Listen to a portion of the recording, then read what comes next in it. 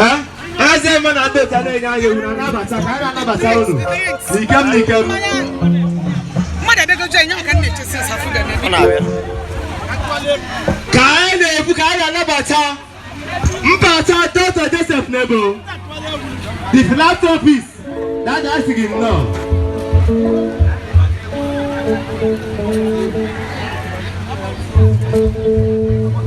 Adeze, I can know.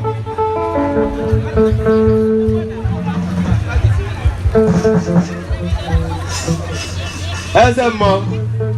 Fire, fire, fire, fire, fire, fire, fire, fire. Fire on, fire on, fire on.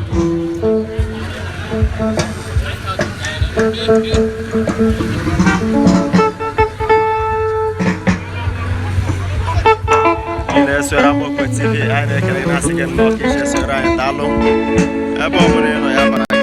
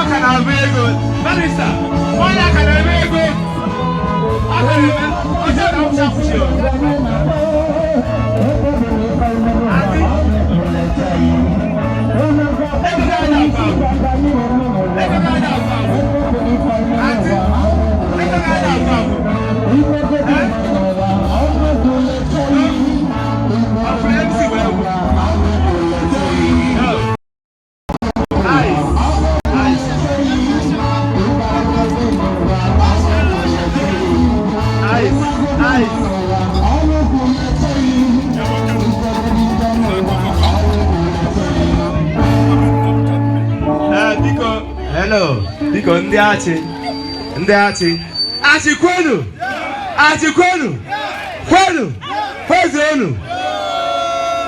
Sasa wewe na kubulungoka makafa ya. Awala afọ golda. Wala kumundino. Okada. Atandia. Bianso. Diko kaege butara on ya.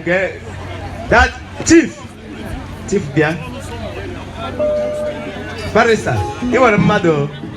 Iwere mmado. Mana isi ya jikita. Mana Chineke azogogi. In Jesus' name. Kade chief, that is their side there. Ah, then that and I have mine at secondary school. Chief, Dịka ọba anyị ha na-eto gị sa. Ọzọ. Ugwu Amadi. Dịka ka anyị meji ihe basa.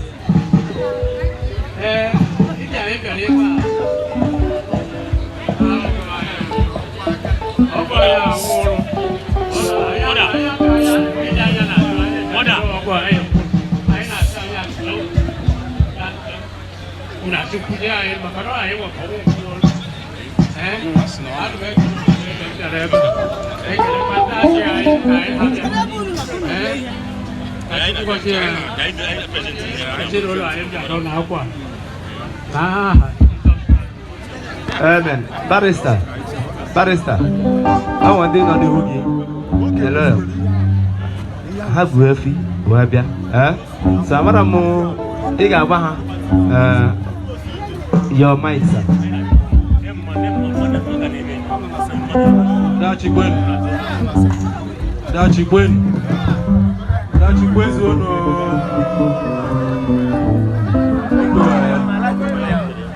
Adam too elated that blow you go. When I see you, thank you, Napa. I'm making you look into where you are. Your many. Where below men are Igbo. Where below can Igbo share. On behalf of Charles Nebo's family, who my father, and late CC Nebo, my grandfather, and the entire Umuaga family, my kindred, and I'm assuming no. I'm assuming because I need to know.